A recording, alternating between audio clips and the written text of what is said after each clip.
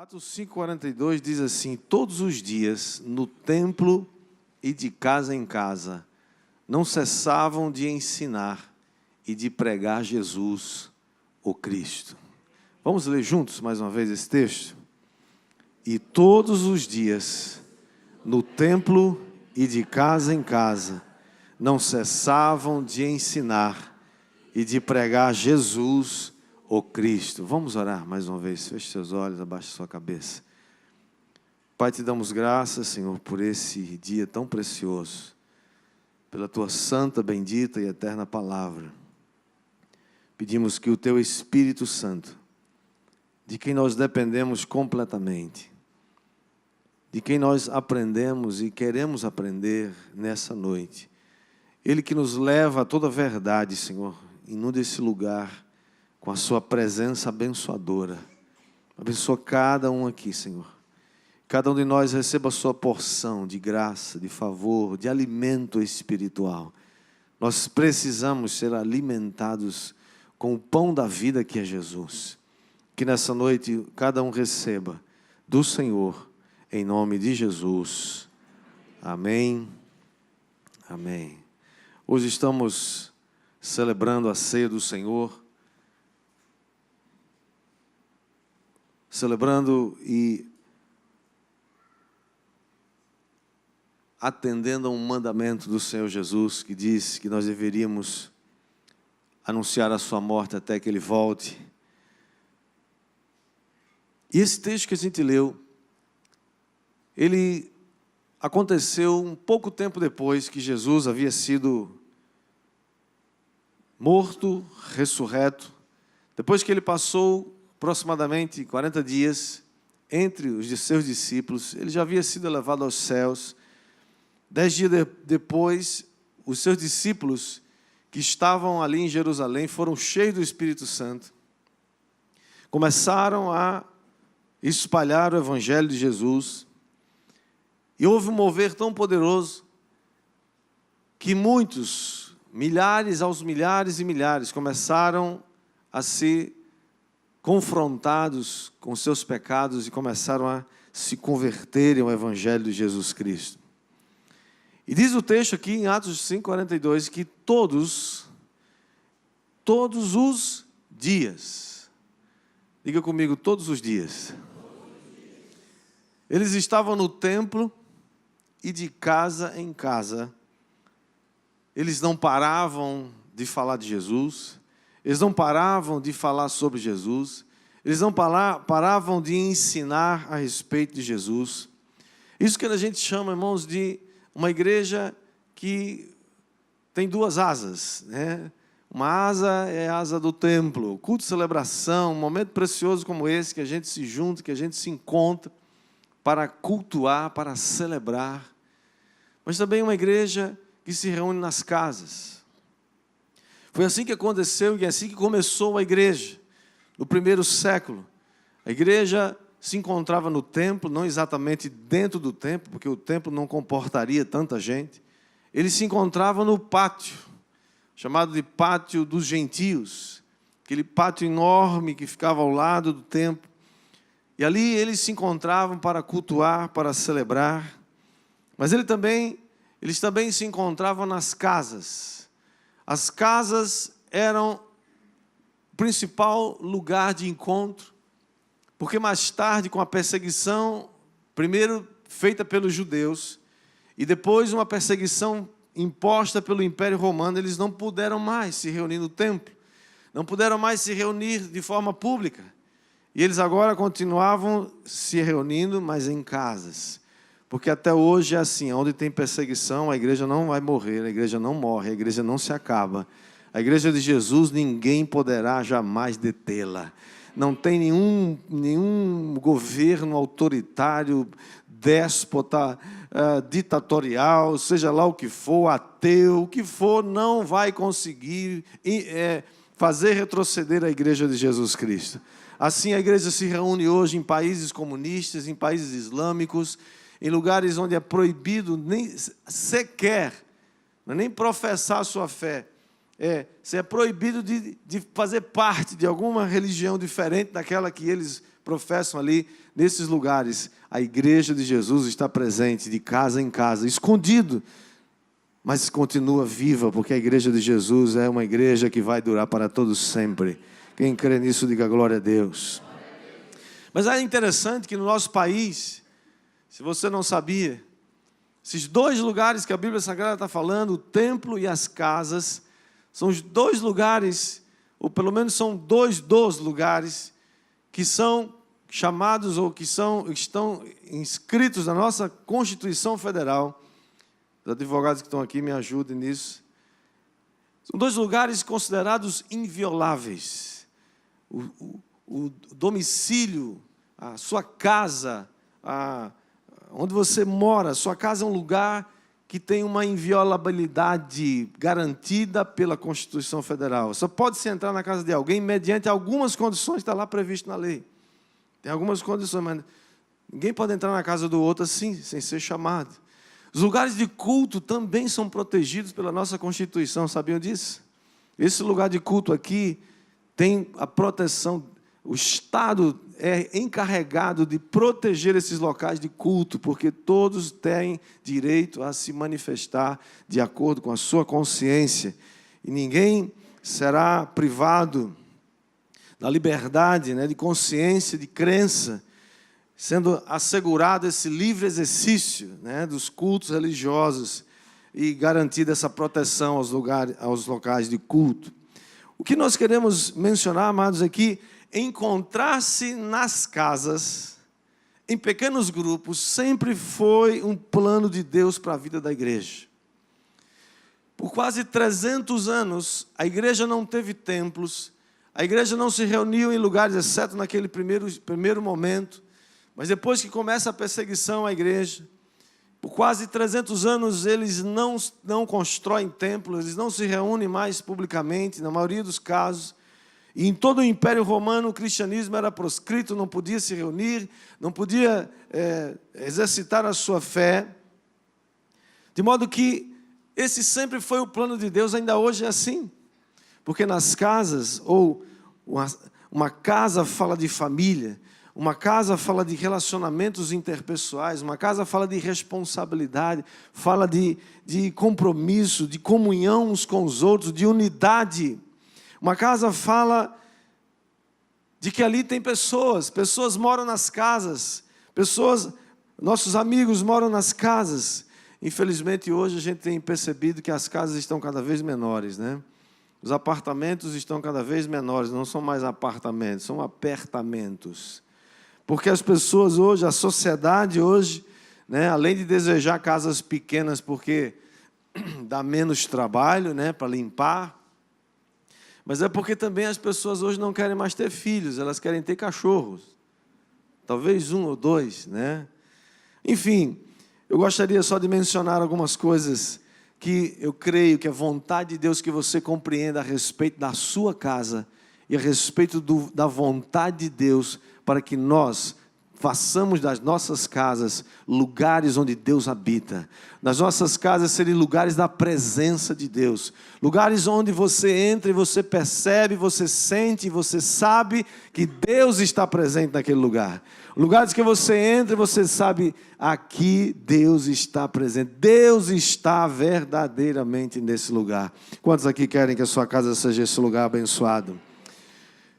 Se você ler Atos capítulo 2, versículo 46 e 47, diz também que diariamente, todos os dias, eles estavam juntos no templo e em casa, comendo, partindo o pão, comendo junto, tomando suas refeições com alegria e singeleza de coração. O versículo 47 diz que eles louvavam a Deus contando com a simpatia de todo o povo.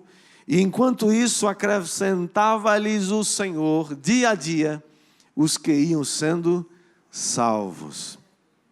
Você sabe quem acrescenta?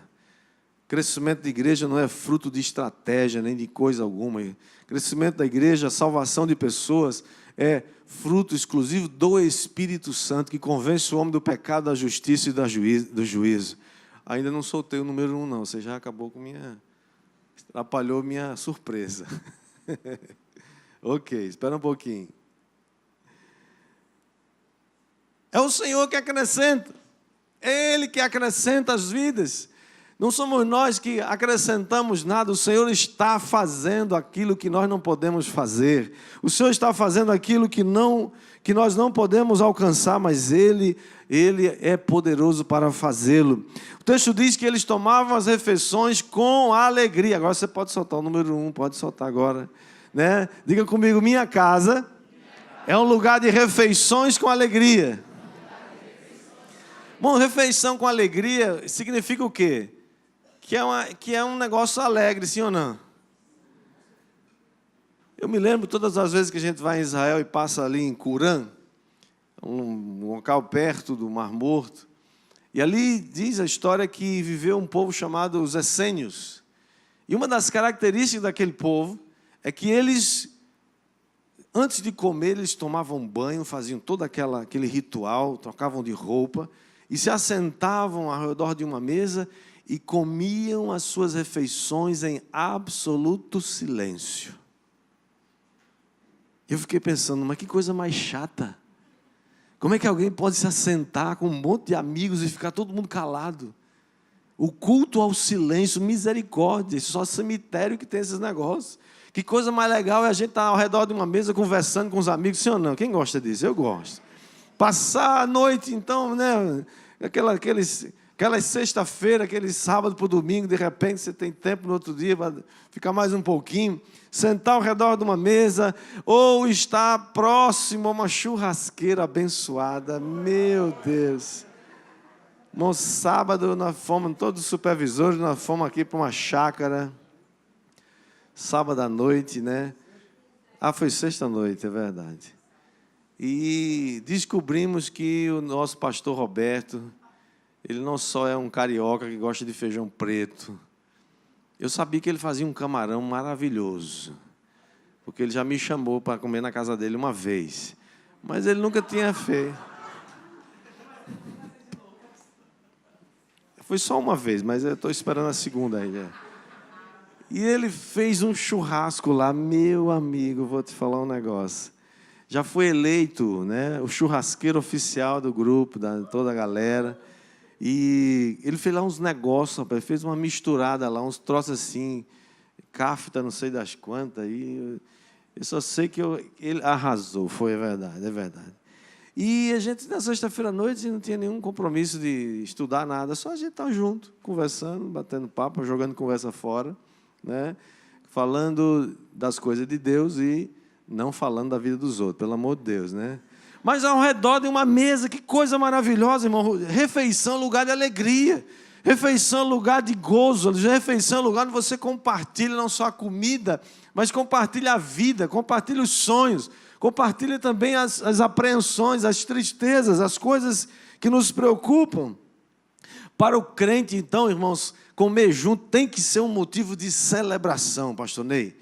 Tem que ser um momento de muita alegria. Tem que ser um momento que você tem uma gratidão muito grande, porque ali você está experimentando o cumprimento da palavra de Deus, que diz, no Pai Nosso, diz, o pão nosso de cada dia nos dá hoje. Senhor, obrigado, porque o Senhor está nos dando o pão, o churrasco, a picanha, que maravilha, né? Glória a Deus, o pão o Senhor está nos dando hoje, motivo de alegria, de júbilo. Salmo 100 diz, celebrai com júbilo ao Senhor, todos os moradores da terra. O que é júbilo? Não. Júbilo não é alegria. Júbilo é barulho. Júbilo é uma coisa que você ouve de longe. Claro que tem alegria no meio, mas júbilo é muito mais do que alegria. Júbilo é quando seu time ganha, seu time é campeão. E aí a galera fica aquela alegria toda. É júbilo. É por isso, irmãos, que nessa igreja nós somos jubilosos. Por isso nessa igreja a gente faz barulho. Eu sei que às vezes incomoda assim alguém, mas porque ele faz tanto barulho? Deus não é surdo, não, porque Deus está vivo. E a palavra manda a gente celebrar com júbilo, com barulho, com alegria, com palmas, com vivas de júbilo. Um povo alegre, um povo feliz, um povo que tem Deus como seu Senhor. É a celebração, amados, como diz Filipenses capítulo 4, 19, diz: o meu Deus, segundo as suas riquezas, suprirá todas as vossas necessidades em glória por Cristo Jesus. Quem recebe aqui a provisão?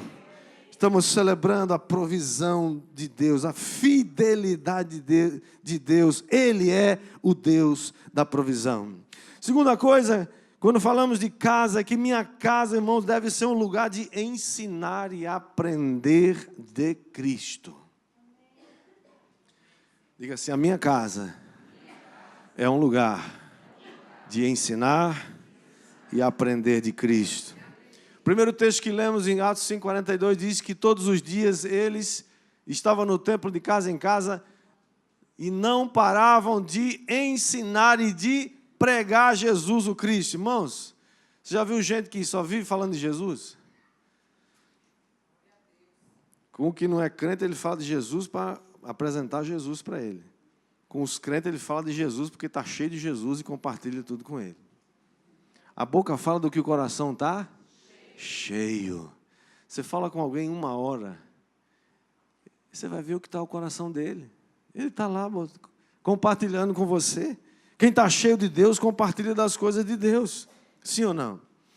Irmãos, é em casa, esse lugar onde você aprende, esse lugar onde você pergunta, esse lugar que você, num grupo pequeno, com a sua família, ou com a sua célula, ou com um pequeno grupo, você compartilha da palavra de Deus e aprende sobre a palavra.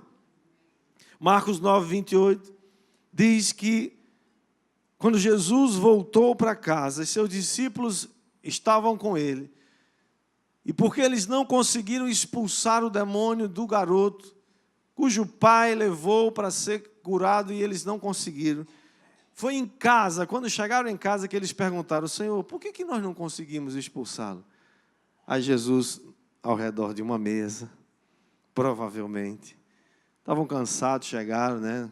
Mandaram fazer uma pizza, ou mandaram fazer um crepe maravilhoso que nós vamos receber aqui daqui a alguns dias.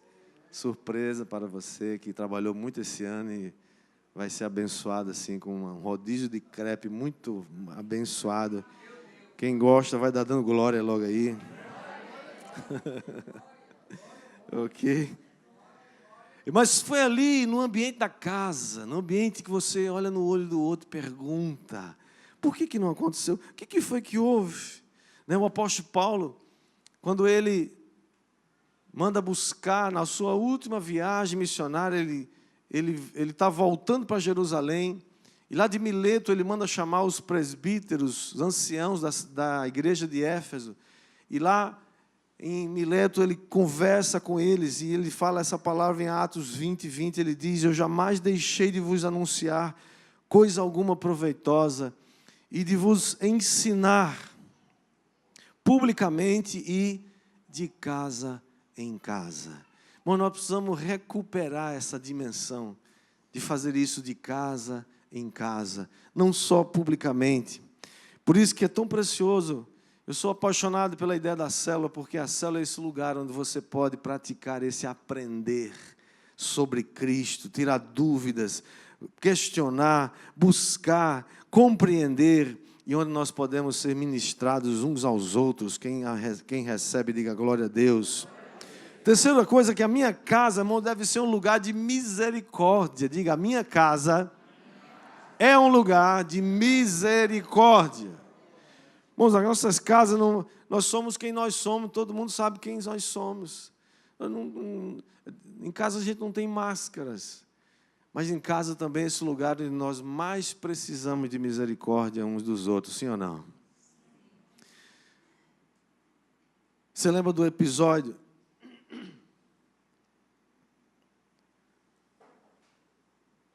que Jesus estava em casa e se aproximou da sua casa muitos publicanos e pecadores, e como Jesus era alguém que atraía as pessoas, eles foram para lá comer com Jesus. Está lá em Mateus capítulo 9, versículo 10 em diante. E os discípulos foram questionados pelos judeus, porque para o judeu não era lícito comer, se assentar com alguém que não fosse judeu. porque eles se contaminavam. Irmãos, Deus nos chamou não para nos contaminar, Deus nos chamou para abençoar e limpar e descontaminar os contaminados. Você é um agente de Deus nessa geração, amém ou não amém? E aí eles falaram assim, mas por que teu mestre, por que esse ele come com pecadores e se junta com esse povo? Jesus disse para eles assim, olha, os sãos não precisam de médicos, mas sim os doentes. E o versículo 13, Jesus diz assim, vão e aprendam o que significa misericórdia quero e não holocaustos, pois não vim chamar justos, e sim pecadores ao arrependimento. Irmãos, que coisa maravilhosa. Nossas casas precisam ser esses lugares de misericórdia e perdão. Só não tem perdão para quem não pede perdão, irmãos. Quem não pede perdão não tem perdão, não, né? Perdão já foi liberado por Jesus, mas a gente só recebe, só toma posse, só se apropria dele quando a gente recebe, quando a gente pede perdão, quando a gente reconhece, se arrepende e toma, então, posse dessa verdade. Irmãos, nós vivemos num mundo totalmente secularizado, avarento, egoísta. Esse é o mundo que a gente vive. É muito difícil, para quem tem essa mente secularizada, porque a vida gira em torno dela mesma. Quem tem a mente secularizada, ele pensa só assim, amanhã é segunda-feira, eu tenho que fazer isso, aquilo, planeja a vida dele toda, tem trabalho, todo mundo tem que trabalhar, isso é verdade, né? Jesus disse, olha, meu pai trabalha até agora e eu trabalho também. Né? O apóstolo Paulo diz, quem não quer trabalhar também não coma, né? Tem que trabalhar, é verdade. Mas a vida não pode girar em torno de você mesmo.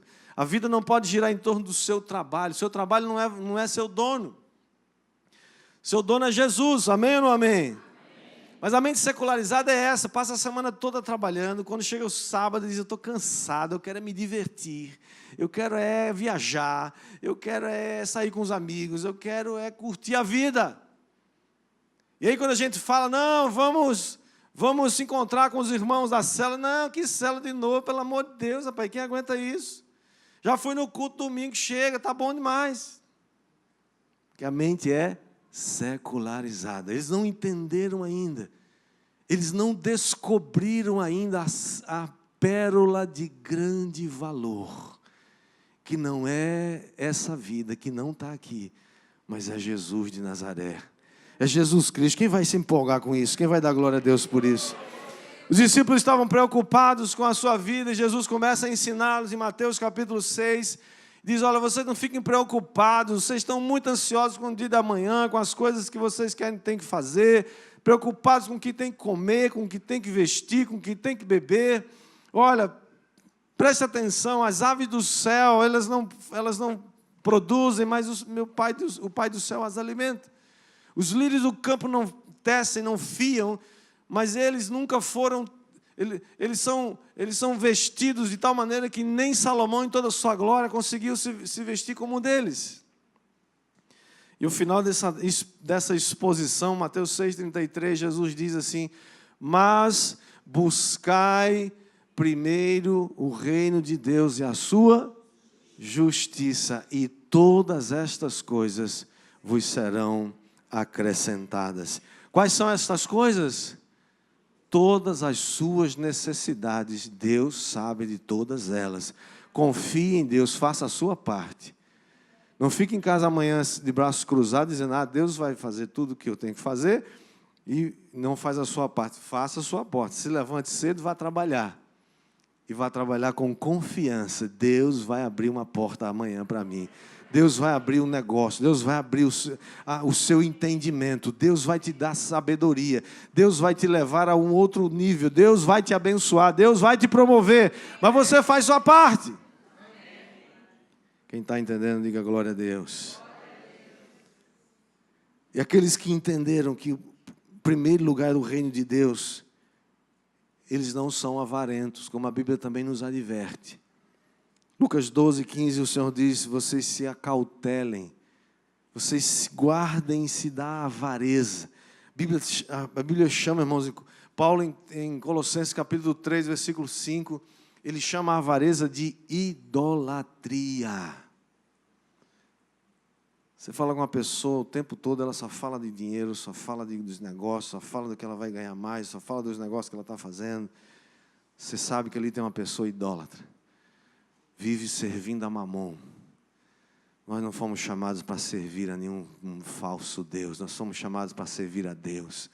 Servir ao Senhor. A nossa mentalidade precisa ser mudada. Nossa mentalidade não pode ser uma mentalidade avarenta. Nós precisamos que as nossas casas sejam esses lugares de misericórdia, de graça, de favor de Deus, de perdão, de lugares onde a gente gosta de voltar. Sua casa é um lugar onde você gosta de voltar ou você evita a sua casa?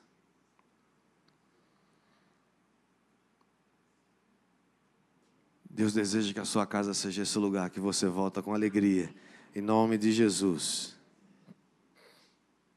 Quarto lugar, minha casa é um lugar de cura e libertação. Diga comigo, minha casa é um lugar de cura e libertação. Jesus fez muitos milagres em casa, irmãos.